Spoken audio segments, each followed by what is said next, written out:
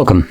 In front of me is a CUBOT Note 50, and today I will show you how you can capture a screenshot on this phone. So to get started, you want to open up content that you wish to capture. I'll be using home screen as an example for this, so for me that content is already opened and visible on my screen. Just make sure that whatever you want to capture is visible right now on your screen.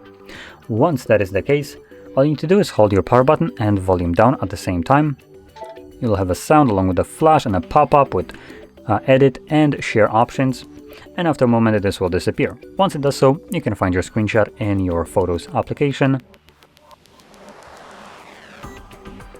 Ignore this. But typically you would be located in the Photos tab, so you will need to navigate to Library, and then here look for Screenshots album. And as you can see, here's a screenshot that I have just captured. So there we go. Now, if you found this very helpful, don't forget to hit like, subscribe, and thanks for watching.